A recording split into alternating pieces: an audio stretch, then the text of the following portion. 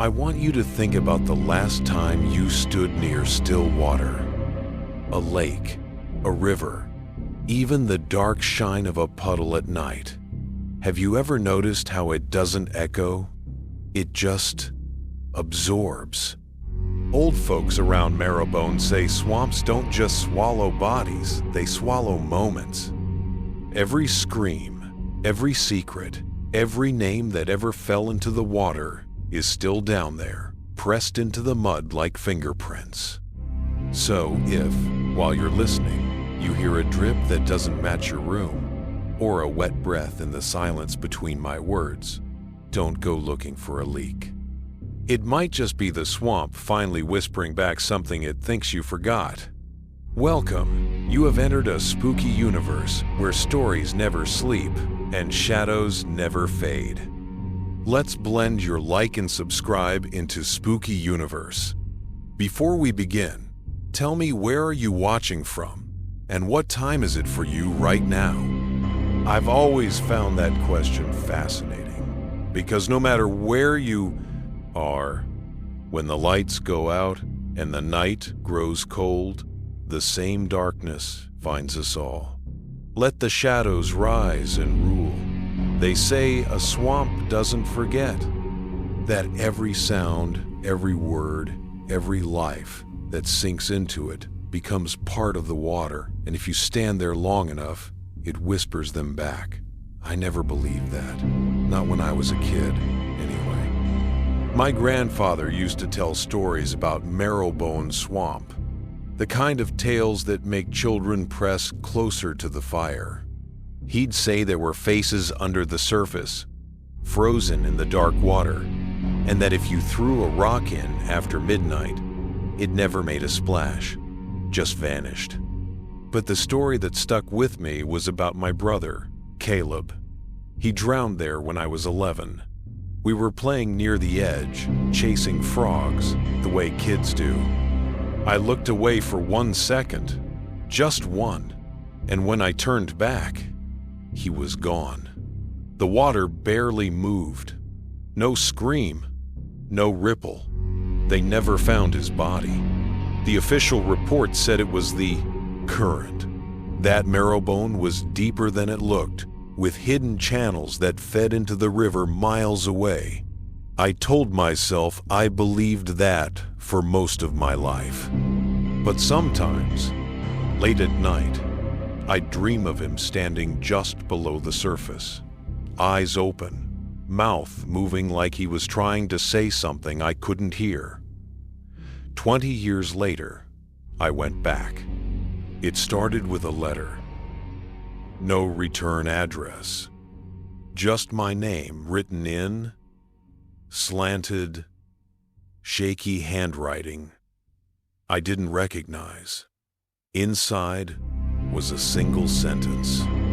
The water remembers what it's owed. There was a photograph folded inside, black and white, grainy. It showed the old boardwalk leading into Marrowbone Swamp, and standing at the end of it, knee-deep in the water, was a boy. I couldn't make out his face, but something about the tilt of his head made my stomach drop. It looked like Caleb. I told myself it had to be fake, some cruel prank or coincidence. But I couldn't shake the feeling that I needed to see that place again, to finally look at the water and tell it I was done being afraid. So I drove south, back to the old property where my grandparents used to live. The house was long gone, eaten by kudzu and rot, but the road still ended the same way a dirt path swallowed by green. The swamp hadn't changed much. Same smell of decay and rain. Same hum of insects thick enough to feel in your chest. The old boardwalk was still there too, though most of the planks had sunk beneath the muck. The air was heavy, muffled, like the whole world was holding its breath. I told myself I'd stay one night, just long enough to make peace with the past. I set up camp near a cypress tree, boiled coffee, and waited for dark. It came fast. The sound of frogs faded first. Then the crickets. Even the wind went still. The only thing left was the faint drip of water falling from the trees. I was sitting by the fire when I heard it. A splash. Small. Close. I grabbed my flashlight and walked toward the boardwalk. Beam cut through the fog, catching bits of light on the water like scattered coins. I didn't see anything at first. Just the same black surface I remembered from childhood. Then I saw the footprints. Bare. Small. Wet. Leading from the boardwalk straight toward the camp. I followed them back, heart hammering. But when I reached the tent, they stopped. Not faded, not washed away, stopped. Like whoever made them had disappeared mid-step. The fire was dying, the smoke curling low to the ground. And under it, faint and steady, I could hear water moving, not lapping, flowing from beneath the earth. I shined the light down. The dirt by my feet was trembling, just a little, like something was shifting underneath. Then, a small bubble of water broke the surface and rolled over my boot. I stumbled back, and that's when I saw something glint in the firelight. A coin, silver, tarnished, just sitting in the mud. When I picked it up, it was cold, too cold. I wiped it off and froze. There was a name carved into it crudely, shallow, like someone had scratched it with a nail. I don't remember sleeping that night. At some point, I must have dozed off because I woke up to the sound of whispering, not words, more like breathing through water. The tent walls pulsed with light, faint and greenish, like the glow of plankton in the deep. I unzipped the flap. The swamp was glowing. Patches of light moved under the water, shifting and swirling like schools of fish. They lit up the mist in slow waves, and for a second, I saw shapes beneath the surface, dozens of them. Faces. Every one of them looked up. I stepped onto the boardwalk before I could stop myself. Each plank creaked under my weight, the sound swallowed by the thick air. When I reached the end, the water was perfectly still again. Then I saw him, standing waist-deep in the shallows, skin pale in the moonlight. Caleb. He didn't look like a ghost. He looked alive, just older, like time had passed for him too. His clothes hung in tatters, his hair slicked to his forehead. "Nathan," he said. His voice was exactly as I remembered, soft, uncertain, a little scared. "You left me here." My throat closed. I wanted to say his name, to explain, but the words wouldn't come. He took a step forward. The water didn't ripple. I tried to come back. I whispered. He tilted his head, just like in the photograph. "Then why did you forget me?" Behind him, the water began to stir, faint ripples spreading outward, shapes moving beneath. The faces I'd seen before rising slowly, pale eyes reflecting the starlight. Caleb reached out a hand. "It's all right," he said. "It's better here." The sound of frogs returned suddenly, loud and frantic, as if the swamp itself was gasping. The glow under the water flared bright white, and in that flash I saw what was really around him. Bodies, dozens of them, swaying gently in the current, their faces expressionless, their mouths open but silent. The light came from inside them, pulsing like slow heartbeats. When it faded, Caleb was gone. I ran. I didn't think, didn't pack, just ran until the trees broke and I reached my car. I didn't look back. That was 6 months ago. I moved 2 states away, sold everything that smelled like mildew or pine. But some nights, when it rains, I hear the swamp again, that thick, breathing silence between thunder. And sometimes, when the lights go out, I see water creeping across the floor, slow, dark, steady pooling beneath the door. Last night, I found a wet footprint in the kitchen, bare, small, and on the table, a single coin. Same tarnish, same scratches, only now it has 2 names carved into it. Caleb, Nathan. They say a swamp doesn't forget.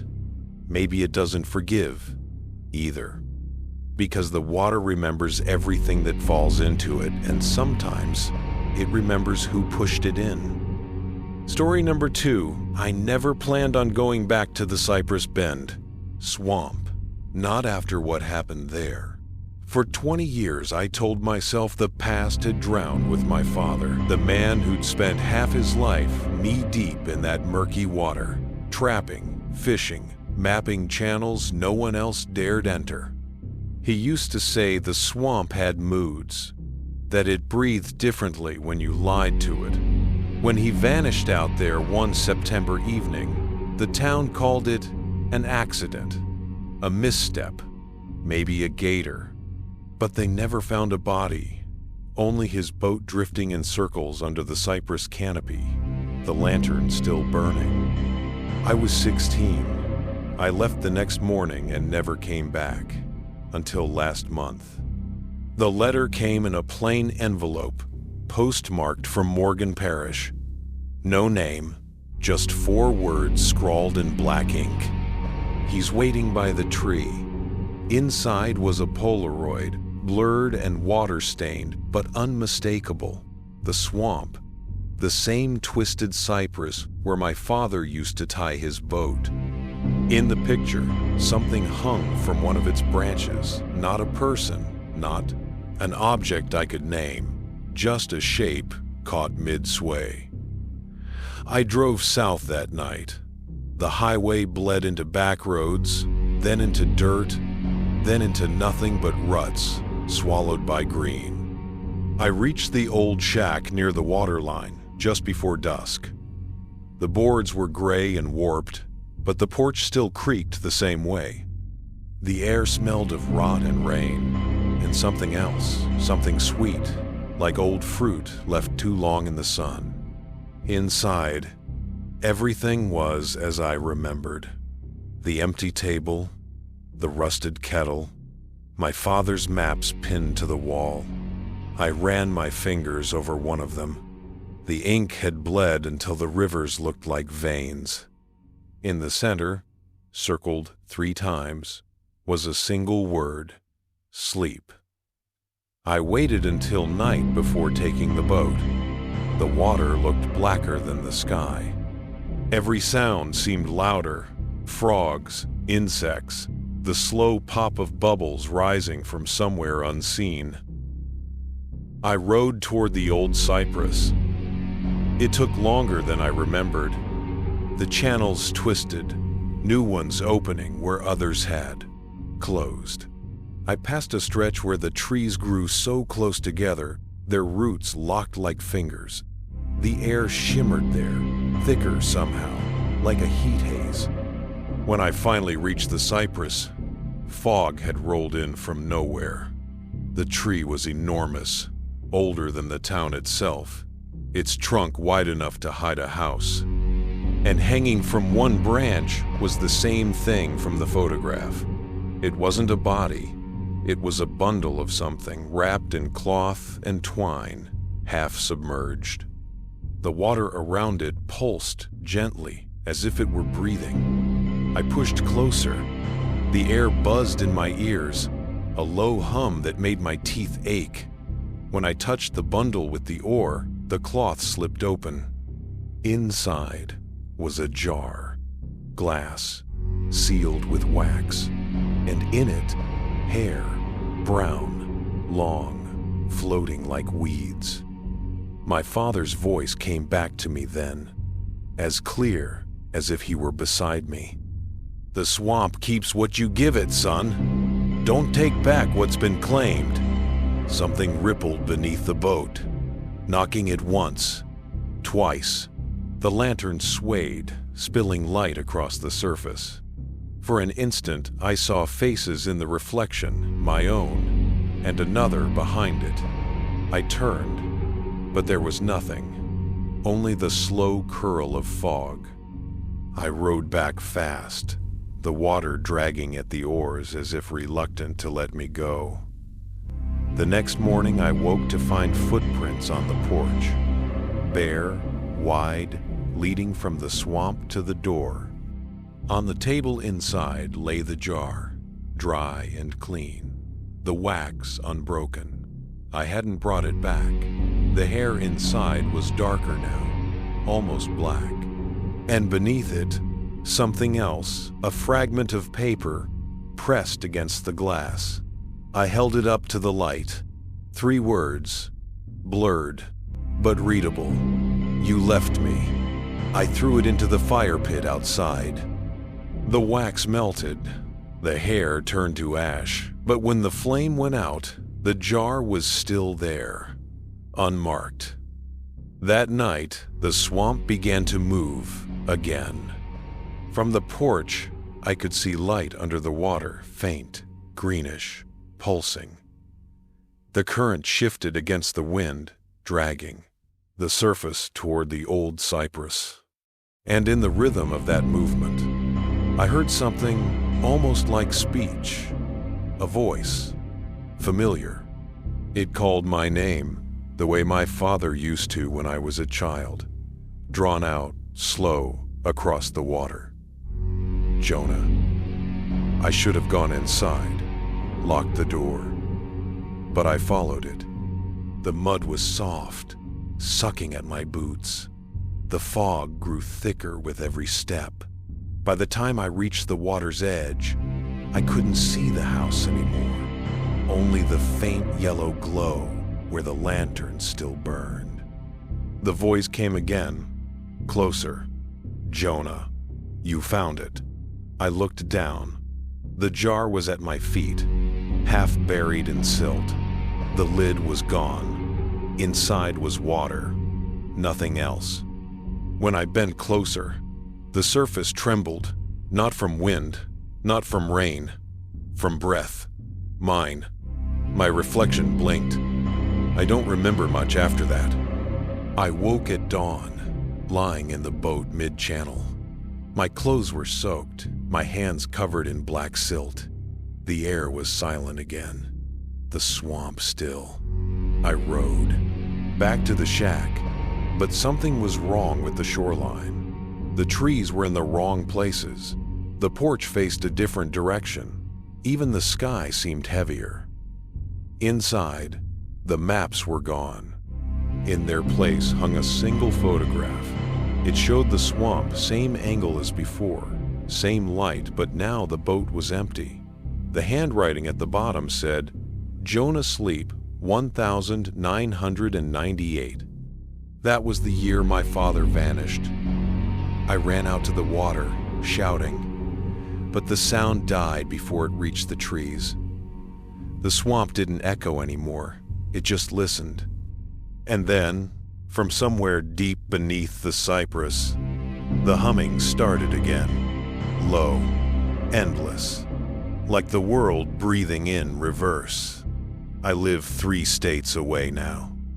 Haven't told anyone what I saw, or what I keep hearing when I close my eyes. But every night at 3:07 a.m., the phone rings once. No caller ID, no message, just that same low hum. Sometimes I dream of the water rising, filling the room, the air turning thick and green. My father's voice somewhere inside it, whispering, "The swamp keeps what you give it." And in the morning, there's always mud on the floor. If you ever find yourself near Cypress Bend and you hear humming where there should be silence, don't follow it. Don't look for what the swamp took. because it never loses what it claims. It only waits for you to come back and remember your name. Story number 3. I used to think Hollow Marsh was just another patch of forgotten water, a tangle of reeds and rot left off every modern map. Now I know why it was forgotten. The first time I saw it, I was 9. My mother had driven us south for the summer, trying to find the kind of silence my father used to chase before he died.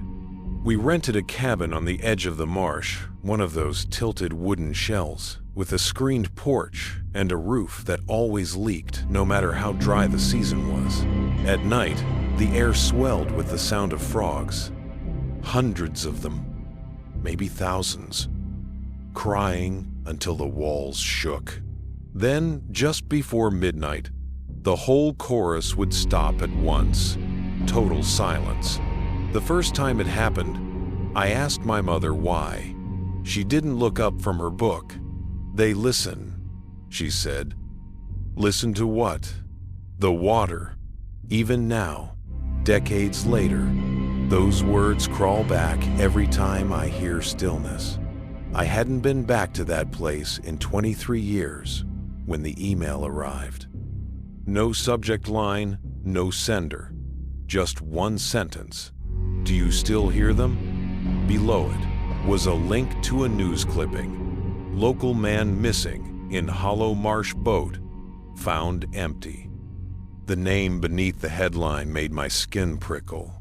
Caleb Roth, my mother's maiden name. I didn't know anyone by that name, but the photo with the article stopped me cold. A man standing beside a decaying dock, water behind him like liquid glass. He was about my age. Same eyes, same scar across the chin, a scar I got falling off a bike when I was 10. It looked like me. I drove there 2 days later. The road still bent the same way. A slow spine of dirt curling toward the wetlands. Only now, the town was mostly gone. The general store was a ruin. The gas station a hollow shell with vines where the windows used to be. When I reached the cabin, the door was open. Inside, dust and mold had turned everything gray. The only new thing was a tape recorder sitting on the table, its red light blinking like a heartbeat. I pressed play. The voice that came out was low, tired, but unmistakable. "Marcus." It said my name. "If you're hearing this, the water's already calling again. Don't stay after dark. And if you see me, don't answer." The tape clicked off. I should have left. I told myself that 100 times since, but instead I unpacked, built a fire, and sat on the porch, watching the last sliver of sun disappear behind the cypress. The silence came fast. No frogs. No birds. Not even wind. Just water. Breathing. I could hear it moving, though nothing else did. A slow inhale from beneath the surface. Then came another sound, faint and rhythmic, like a hand knocking gently against wood. The dock. Something was bumping the underside. I took the flashlight and walked down. Each plank moaned under my feet. When I reached the end, the light cut through the mist and found a small rowboat drifting against the post. The oars were gone. Inside, something glimmered, a mirror. Old, cracked, the frame carved from cypress wood. The reflection was strange. The water behind me looked wrong, too still, and my face, older somehow, the eyes dark as if filled with silt. When I turned away, the dock was empty. The mirror was gone. I didn't sleep that night. Every time I closed my eyes, I heard whispering from outside, the sound of my own name said in the wrong voice. By morning, fog had swallowed the trees, and the lake looked endless. That's when I noticed the footprints. Bare, human, leading from the water to the porch. each one filled with a thin layer of dark water that didn't ripple, even in the breeze. The last print stopped beside the cabin door, and there, pressed into the wood, was a wet handprint, too large to be mine. When the sun rose higher, the frogs started again, but their rhythm was wrong, staggered, offbeat, almost like they were imitating something human. I spent the day searching for cell signals, climbing the old watchtower near the edge of the marsh. From up there, the swamp stretched forever, a mosaic of black pools and fallen trees, patches of mist moving like living things. In one clearing, I saw a figure, a man standing knee-deep in water, motionless. Even from that distance, I could tell he was facing me. I called out. He didn't move. When I blinked, he was gone. By dusk, the fog was rolling in again, thicker than before. The cabin lights flickered, though the power line had been cut years ago. On the table, the tape recorder clicked itself on. My voice filled the room. "Marcus," it said, "if you're hearing this, the water's already calling again." Then silence. The tape started to rewind. The second night came without warning. One moment the sun was floating low and red above the treetops, and the next it was gone, swallowed whole by the fog that always rose after dusk. I told myself I'd stay awake, that I'd keep watch until the first light of morning. I poured coffee, sat on the porch with the flashlight across my knees, and waited for the frogs to stop. They didn't. Not right away. Their voices built higher and higher until the air trembled, until I thought my chest might split with the noise. Then, in a single instant, silence. A silence so complete that the ringing in my ears sounded like thunder. Something splashed near the dock. I should have ignored it. But the noise came again closer this time, more deliberate, like footsteps in shallow water. I took the light and followed the narrow trail down through the reeds. The ground there was soft, warm, and breathing. The closer I got to the water, the heavier the air became. It smelled of copper and sweet decay. The dock was empty, but at its far end, floating in the shallows, was that same mirror. The one I'd seen the night before. I don't know how I knew it was the same, but I did. The frame was slick with algae, the wood carved into a spiral pattern that made my stomach turn if I looked too long. I knelt beside it, angling the flashlight across the glass. For a heartbeat, the reflection showed only fog. Then a ripple moved through the water beneath it, and another face surfaced beside mine, half obscured, eyes closed, mouth parted like it was whispering underwater. It looked like me again. Older, darker, the mouth moving slower than my own breath. I dropped the light.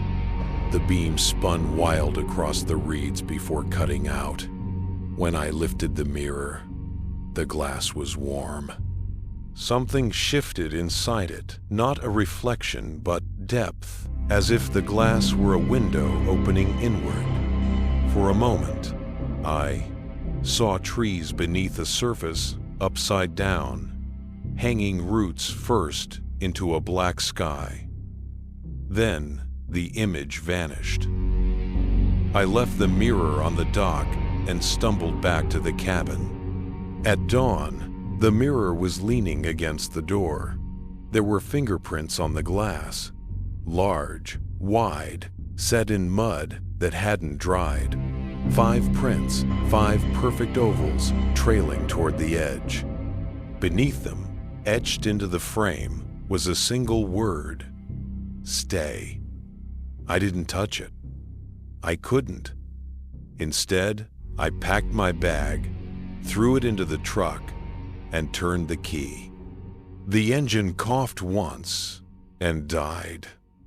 When I checked the battery, every wire was clean. The gas tank was full. Still, the truck wouldn't even click. The swamp had me now. By midday, the air had changed again. The insects were gone, the frogs quiet. A faint hum pulsed through the trees, the same low vibration I'd heard on the tape.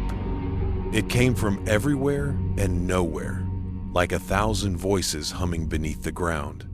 I walked until my legs shook. The trail wound through the cypress in loops that made no sense. Each time I thought I recognized a stump or rock, it appeared again ahead of me, reversed, as though I were circling the same patch of water. After an hour, I reached a clearing. In the center stood a wooden cross, weathered to gray. A chain of small bones hung from its arms, rattling softly, though there was no wind. At its base, something gleamed, another jar. Inside was a small scrap of paper. I fished it out with trembling fingers. You can't leave until you see him. The handwriting was mine. By evening, fog rolled through the trees thick as milk. The hum beneath the ground grew louder, shaping itself into words I could almost understand. Every syllable carried water in it, a wet hiss between consonants. I ran. I don't know how long or where. The mist swallowed every direction. The sound of my steps sucked into the ground. When the fog thinned, I was standing knee-deep in the marsh itself, water seeping cold through my jeans. Ahead of me rose the great cypress, the same one from the photograph, its trunk split wide like a mouth. Inside that hollow, something moved. A hand. Pale, swollen, fingers webbed with black moss. It pressed against the bark once, then slid back into the dark. A second later, a voice drifted out. "Marcus, you found the mirror." I wanted to answer, but the air around me thickened, pressing against my throat. I managed one word. "Dad?" The voice came again, closer now, level with the water. Not yet. Something broke the surface beside me, a shoulder, then a head, slick with mud. It wasn't my father. It wasn't anyone. The shape had my face, the same scar, the same eyes, only hollow. It smiled without lips, showing nothing but darkness behind the teeth. The water climbed to my chest, then my throat. I tried to move, but the mud clung to my legs. The shape leaned closer, breath cold as rain. "Stay," it whispered, the word dragging through water like a rope.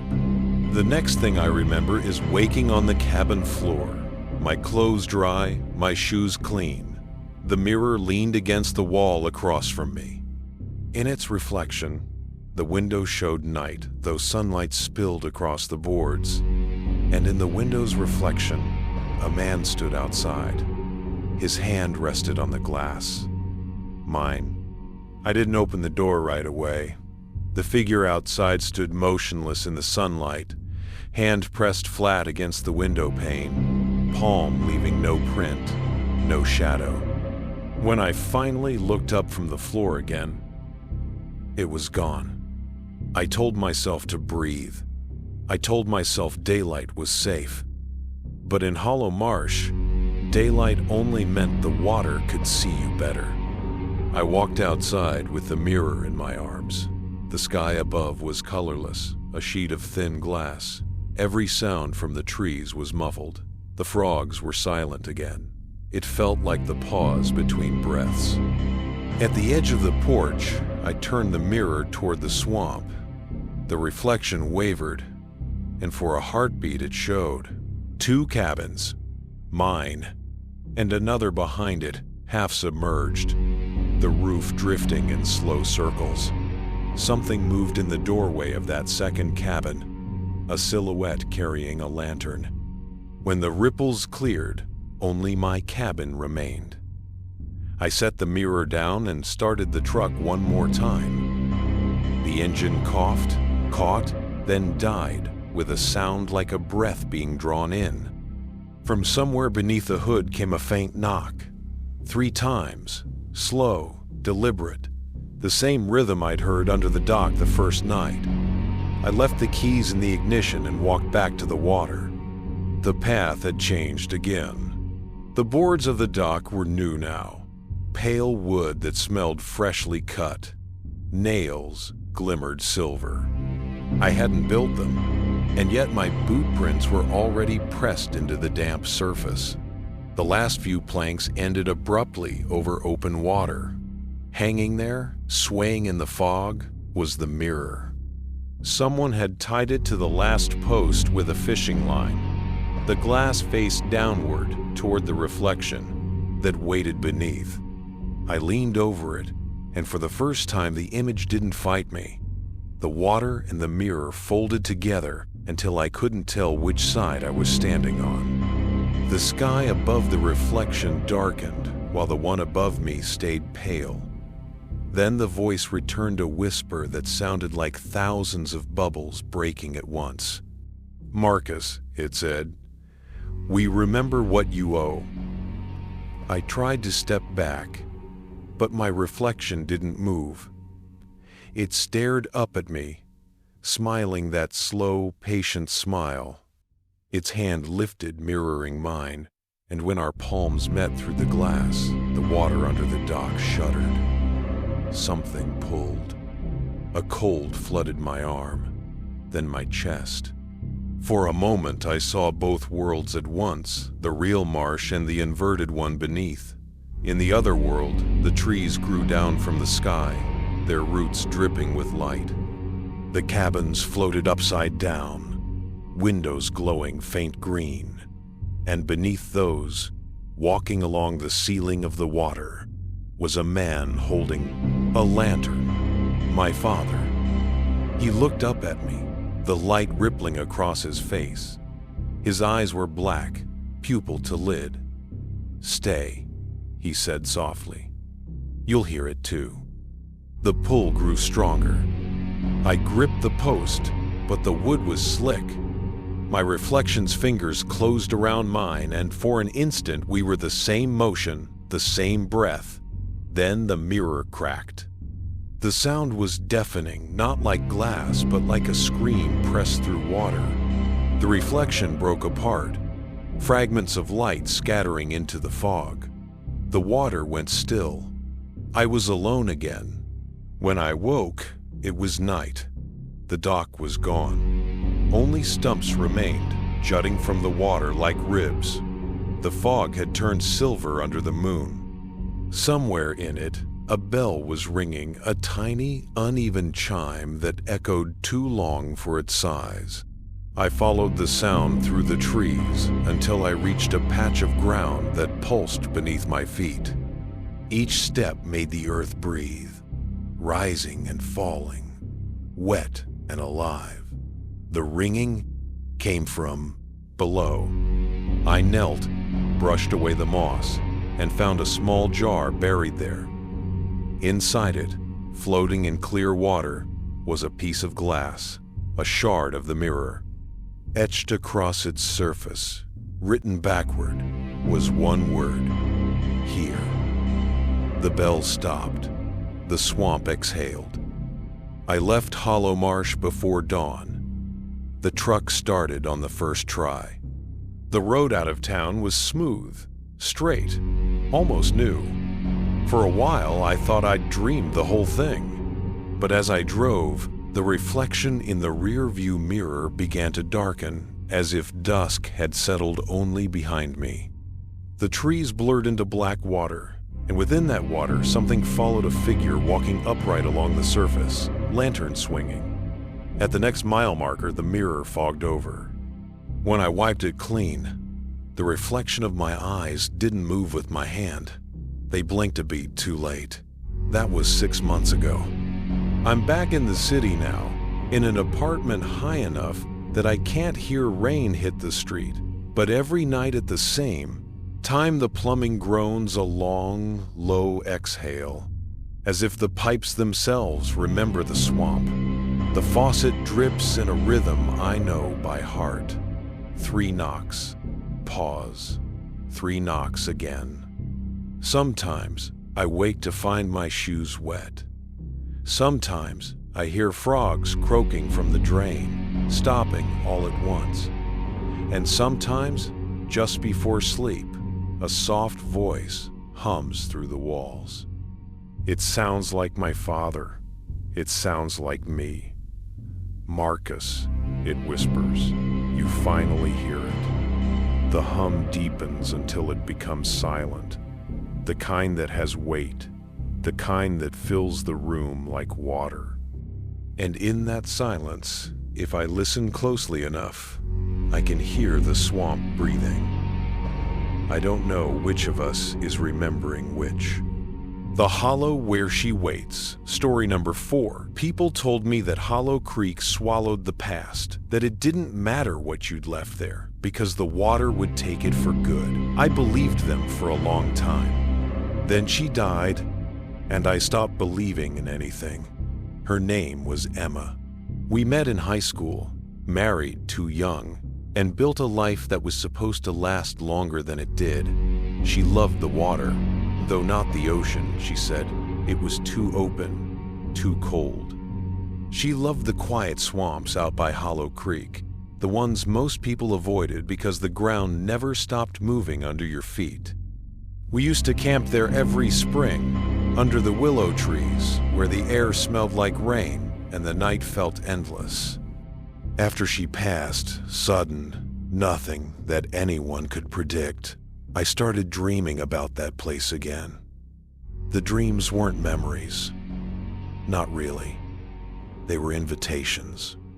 Every night she'd be standing knee-deep in the water, her hair moving slow like reeds, her face half hidden by fog. She'd look at me and smile, that small, crooked smile she had when she didn't want to admit she was cold. And she'd say, "You forgot something." I thought I understood grief. I didn't understand what it could sound like. The dreams kept coming, for months, until the night I woke to find my phone open to a photo that hadn't been there before. A still shot of the swamp, same trees, same mist. The same light in the sky that looked like it had forgotten whether it was dawn or dusk. And in the water, a reflection that looked like her. The next morning, I packed a bag and drove south. The road narrowed the closer I got, the trees folding overhead until the light turned green and strange. The air changed to thicker, damp, carrying the slow heartbeat of frogs hidden somewhere out of sight. When I reached the old turnoff, the wooden sign was still there, half sunk into mud. Hollow Creek. The paint had peeled away, so it just read, Low Cree. The cabin we used to rent still stood at the edge of the water. The porch had collapsed and the screen door was hanging by a thread, but it was there. I unlocked it out of habit, even though there was nothing to lock. Inside, the air smelled of mildew and pine, a mix of comfort and decay. On the table was something I hadn't expected: her old camera. The one she'd dropped in the creek years ago. It was clean, dry. The lens pointed at the window, as if it had been waiting. I lifted it, and the shutter clicked once, though I hadn't touched the button. The sound echoed through the cabin like a sigh. That night, I couldn't sleep. The frogs stopped singing around midnight, and the silence felt almost alive. When I finally closed my eyes, I saw her again, closer this time, standing at the same spot by the willow, the water lapping at her knees. She said the same thing. "You forgot something." But this time she added, "Come and see." At sunrise, I followed the old trail down to the edge of the swamp. The mud swallowed each step, the air heavy with that sweet, rotten smell of water too long still. Dragonflies shimmered in the mist like sparks, and beneath the surface something moved. Not fish, not frogs, something slower. The willow stood the same as always, its branches touching the water like fingers. In the crook of its roots was a small wooden box. I wouldn't have noticed it if the light hadn't hit the corner just right. It was her jewelry box, the one I'd buried with her. Inside were 3 things: her wedding ring, a Polaroid photo of the 2 of us standing right here, and a folded note that said, "I kept my promise. Will you keep yours?" I stood there a long time, turning the ring between my fingers until the fog thickened and the trees disappeared behind it. It was the same band I'd slipped on her hand 10 years ago, scratched, bent, but whole. I remember thinking that metal shouldn't come back from the dead so clean. When I put the box down, the ground sighed beneath me. The water around the willow shifted, as if something had rolled over under the mud. Then the frogs began again, slow, uneven, croaking in a rhythm that almost formed words. I went back to the cabin with the box pressed to my chest. Inside, I found the camera sitting on the table exactly where I'd left it, but now a single photograph had developed, curled and damp. It showed the willow from behind as if the picture had been taken from the water. And there was someone standing where I'd just been. Someone with my build, my posture, my coat. I told myself the film was old, double exposed. But when I turned the photo over, written in the same shaky hand as the note inside the box, were 4 words: "She is not gone yet." That night, rain came in hard sheets. The cabin roof drummed and the window panes breathed with every gust. Around midnight, the air shifted, the smell changed from wet pine to the faint, sweet perfume she used to wear. I heard the soft click of the camera shutter again. When I looked toward the table, the camera was facing me. The flash popped, blinding white. When my vision cleared, there was a new photograph sliding out of it. In that picture, I was asleep in bed, my mouth slightly open. And in the corner of the frame, half hidden in shadow, Emma was sitting on the chair beside me, her hands folded in her lap. Her face was blurred, but her ring finger was bare.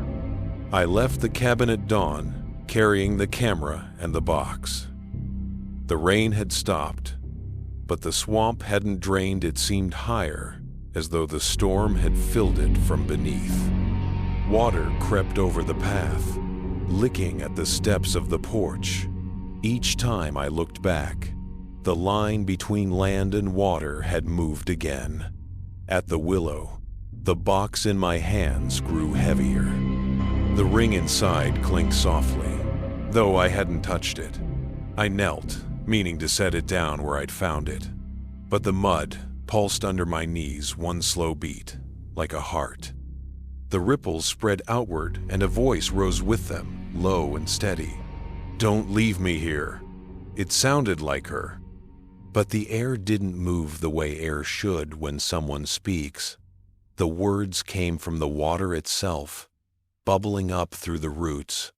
I whispered her name. The surface broke into circles, and for a moment her face formed there, fragile as smoke. Eyes open. Then the image shattered into ripples. The ring in the box began to spin. I slammed the lid shut. Back in the cabin, I tried to call someone, anyone, but there was no signal, not even static. The clock on the wall had stopped at 3:07 a.m. When I wound it, the second hand ticked once, then reversed direction and began to move backward. The camera clicked again, by itself. I didn't look until the picture developed. It was the inside of the cabin from years ago. sunlight through open curtains, Emma standing by the stove, smiling toward whoever was holding the camera, me. Except she wasn't alone in the new print. Outside the window, the swamp water was already up to the sill, and a dark shape was standing behind her, one hand resting on her shoulder. By evening, the water reached the porch. The world had gone quiet again. Even the insects were gone now, replaced by a faint hum that rose through the boards and into my bones. I watched the last of the light bleed away and thought about leaving the box on the table, about walking until the road found me. But when I opened the door, the fog was already pressed against it, thick and white, breathing inward like lungs. And through that fog, I heard her voice one last time. Keep your promise. The box in my hands felt empty. When I opened it, it was no ring, no photograph, no note, only water, dark and still, swirling slowly, clockwise. I waited until the moon climbed above the treetops before I went back down to the willow. The water had swallowed the lower path. I could feel the current brushing my knees as I walked. Each step made a hollow pop, the mud pulling at my boots like it wanted to keep them. The fog carried light in it, now dim, greenish, like something glowing far below the surface. It pulsed in slow rhythm, the same way the mud had throbbed beneath my knees that morning. The same way a heart beats when it's trying to remember itself. When I reached the willow, I saw the box floating near the roots. It drifted against one trunk, turning lazily in circles. I caught it, lifted it out, and the water inside was gone. In its place lay a single Polaroid photograph, already dry. Emma again. She was standing beneath the willow, her face clear this time. Behind her, the water was black and endless, and I was standing there too, my arm around her shoulders, smiling at the camera, a moment that had never happened. At the bottom edge, written in her handwriting, were 3 words: "Come home now." The light beneath the swamp brightened, spreading outward until the trees looked like shadows painted on glass. The air smelled of copper and something sweet. When I took a step toward the water, the glow followed, curling around my legs like smoke. I told myself it was a trick of memory, that grief could bend light and sound the way heat bends air. But when the first bubble broke the surface, and I heard her voice again, soft and close, I stopped believing in tricks. "You forgot me," she said. I sank to my knees, the water lapping at my chest. "I didn't," I whispered. The sound of my voice came back warped, the syllables drawn out as if they'd been spoken underwater. "Then why did you leave?" The current pressed against me, gentle at first, then stronger. The glow swirled faster, wrapping me in rings of pale green. Through the haze, I could see her shape rising, hair streaming behind her, eyes open. Not a ghost, not a body, something between. She reached out a hand. The skin was the color of moonlight on silt. I should have stepped back, but my feet were already buried in the mud. The swamp held me there, patient, waiting for my answer. "I kept everything," I said. "The photos, the letters, She touched my cheek. The cold went through me so deep that for a moment I couldn't tell where my heartbeat ended and the swamp began. Her voice slipped directly into my head, clear as memory. "You kept the things. You left me. The wind rose, bending the willow branches down until they brushed the water. Each touch sent a ripple through the glow. Inside those ripples, faces began to form, hundreds of them, faint and shifting. Some I recognized from old pictures, some I'd never seen.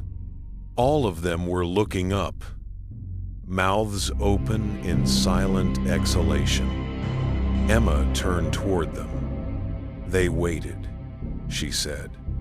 They remembered. The roots of the willow shuddered, and the trunk split slightly, releasing a slow, bubbling breath. The sound became a low hum that matched the pulse under the water. It wasn't music. It was recognition. Something brushed my ankle, smooth, deliberate. Then another touch. Higher. The water tugged at my coat, pulling downward. I tried to step back, but the mud sealed around my knees. The glow flared once, blinding. For an instant, everything stopped. The water, the air, even the fort, frogs. Then the world tilted, and I was no longer sure which way was up. I opened my mouth to call her name, but the word filled with water before it reached the air. When I woke, light was pouring through the cabin window. The water line outside had dropped back to where it belonged. The air was clear. For a moment, I thought I'd dreamed it all. Then I saw the box on the table, dry, closed. I opened it. Inside was the ring, the Polaroid of the two of us, and a new photograph beneath them. It showed the cabin exactly as it was now, except that a woman was standing on the porch, looking toward the camera. Her face was mine, my eyes, my expression, and in her hand she held a camera. The handwriting across the bottom said, "I kept my promise. I left Hollow Creek that afternoon. The road out was smoother than I remembered, the trees brighter. But when I looked in the rear view mirror, the reflection wasn't of the road. It was of the swamp, still glowing faintly, ripples spreading from the willow in perfect, slow circles. For a long moment I thought I saw her standing there again, hand raised, the water calm around her. Then the reflection blinked, and I realized it wasn't her at all. It was me. The photograph box is still on the passenger seat beside me as I drive, the lid rattling with each turn. Sometimes it clicks open and I smell that same perfume, the one the swamp wore the night she called me back. I tell myself not to look at the pictures again, but I know I will. Because the longer I drive, the louder the silence gets. And somewhere inside that silence, a single voice whispers from far away, "You forgot something. If the room feels a little heavier right now, don't panic. Swamps don't reach this far, not unless they've learned your name. Tonight, when you turn off the lights and everything goes quiet, listen carefully. If you hear water where there shouldn't be any, a slow drip, a soft ripple, a wet footprint in the persetin, dark, don't follow it. Because once you step toward the sound, the swamp isn't outside anymore. It's underneath you, watching. Remember, you've just wandered through the spooky universe, where stories never sleep and shadows never fade. If you made it this far, let the shadows rise and rule. Like the video, subscribe, and tell me in the comments, when was the last time you heard water in a place it didn't belong?